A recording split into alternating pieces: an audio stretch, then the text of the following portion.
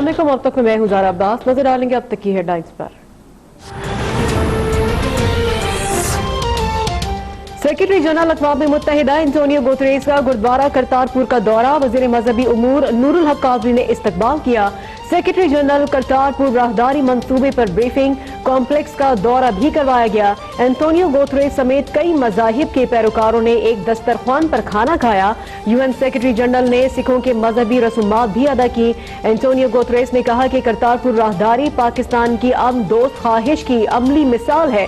राहदारी खोलना बैनुल मज़ाहिब हम आहंगी के फरोग में अच्छा इक़दाम है।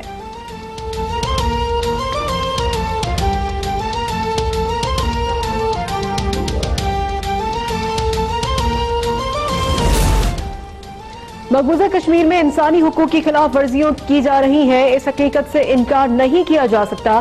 सेक्रेटरी जनरल अक़वाम मुत्तहिदा एंटोनियो गुतरेस का लाहौर में तकरीब से खिताब। कहा, मकबूजा कश्मीर के हवाले से अच्छी रिपोर्ट्स नहीं मिल रही।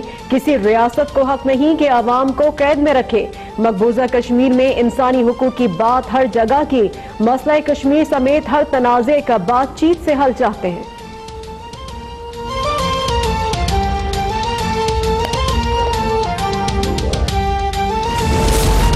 अक़वाम मुत्तहिदा के सेक्रेटरी जनरल एंटोनियो गुतरेस का लाहौर में स्कूल का दौरा। तलबा को पोलियो से बचाव के कतरे भी पिलाए।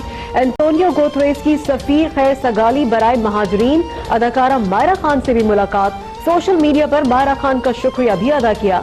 कहा, अफगान महाजरीन के साथ पाकिस्तान की यकजहती के 40 साल मुकम्मल हो गए।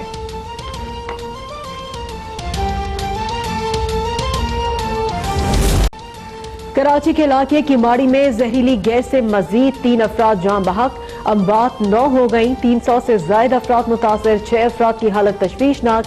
किमाड़ी और अतराफ में फैक्ट्रियां और स्कूल बंद। वाक़े का मुकदमा दर्ज। वज़ीर आला सिंध का अस्पतालों का दौरा। मुतासरीन को मुकम्मल इलाज की यकीन दहानी करवाई। वज़ीर आज़म का वाक़े पर इजहार तशवीश। कीमती जानों के नुकसान पर इजहार अफसोस।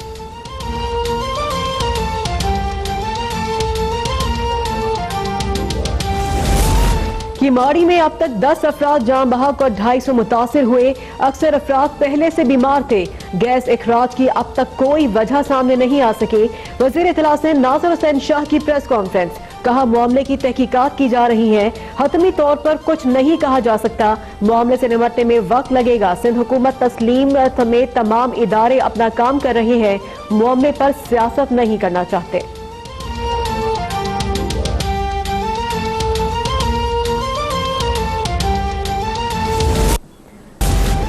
किमाड़ी में हाइड्रोजन सल्फाइड गैस के इखराज से फजा आलूदा हुई। सिंध एनवायरमेंटल प्रोटेक्शन एजेंसी के जराये के मुताबिक सीपा की टीमों ने कराची बंदरगाह के करीब 3 मकामात के नमूने हासिल किए। मुमकिन तौर पर हाइड्रोजन सल्फाइड का इखराज कराची बंदरगाह के करीब कायम निजी कंपनी के टैंक से हुआ। सीपा की हक में रिपोर्ट आने के बाद ही दुरुस्त सूरत हाल का इल्म होगा।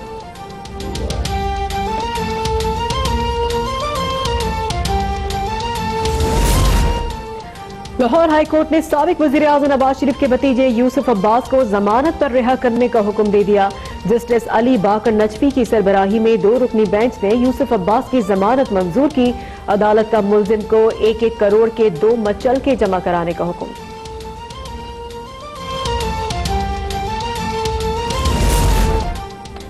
नैब ने नून लीगी MNA जावेद लतीफ की जमानत मंसूखी के लिए सुप्रीम कोर्ट में अपील दायर कर दी। नैब ने दरख्वास्त में इस्तदा की है कि लाहौर हाई कोर्ट का हुक्म इंक्वायरी में मदाखलत है।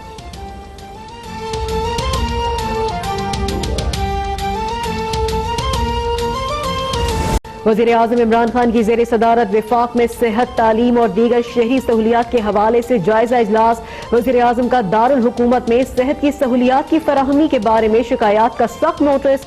वज़ीर आज़म ने कहा, शहरियों को सेहत की सहूलियात के ज़मन में किसी किस्म की कोताही बर्दाश्त नहीं की जाएगी। तालीम को इमरजेंसी समझते हुए इस ज़मन में तमाम जरूरी इक़दाम किए जाएं।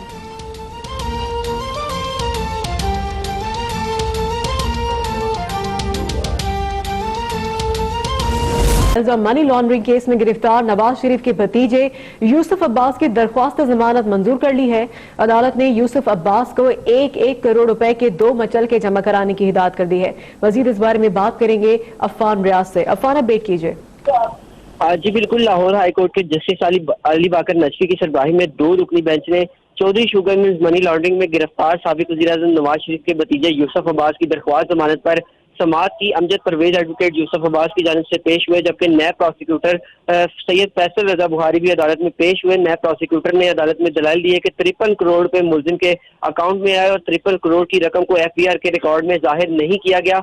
नैब प्रोसिक्यूटर ने यह भी बताया कि तकरीबन 1 अरब से ज्यादा की रकम मुलजिम यूसुफ अब्बास के अकाउंट में आई थी और बाद में ये रकम चौधरी शुगर मिल्स को मुंतकिल की गई। चौधरी शुगर मिल्स का मुलाजिम जाहिद मुर्तजा इस रकम की मुंतकिली को तस्लीम कर चुका है और उसका बयान भी मौजूद है। जबकि अमजद परवेज एडवोकेट ने नैब के मौक़िफ़ की मुखालफत करते हुए दलाइल दिए कि नैब का यूसुफ अब्बास के खिलाफ नवाज शरीफ और मरियम नवाज की निस्बत केस नहायत कमजोर है। नैब मरियम नवाज और लाहौर हाईकोर्ट ने मरियम नवाज और नवाज शरीफ को जमानत पर रिहा कर चुकी है, जबकि नैब मरियम नवाज वाले इल्जामात और इसी रकम की मनी लॉन्ड्रिंग का इल्जाम यूसुफ अब्बास पर लगा रहा है। अमजद परवेज ने यह भी मौक़िफ़ इख्तियार किया कि नैब की जानिब से यूसुफ अब्बास के खिलाफ कोई मखसूस इल्जाम नहीं लगाया गया, बल्कि मरियम नवाज के खिलाफ जो इल्जाम लगाया गया था उसमें भी यही मौक़िफ़ इख्तियार किया गया है। अमजद परवेज ने मजीद ये दलाइल दिए कि नैब सिर्फ इस हद तक तस्लीम करता है कि यूसुफ अब्बास ने मरियम नवाज को फायदा पहुंचाने के लिए मनी लॉन्ड्रिंग की थी, जबकि नैब अब्दुल्ला नासिर लोथा का मुसक्का बयान भी अदालत में पेश नहीं कर सका। इसी अदालत ने मरियम नवाज और नवाज शरीफ की जमानत की दरख्वास्त के फैसले में नसीर लोथा के बयान के गैर मुसक्का होने का जिक्र किया था। अदालत ने हुसैन के दलाइल मुकम्मल होने पर महफूज फैसला सुनाते हुए यूसुफ अब्बास को 1-2 मुचलकों के बस जमानत पर रिहा करने का हुक्म दे दिया। बहुत शुक्रिया बीट करने के लिए।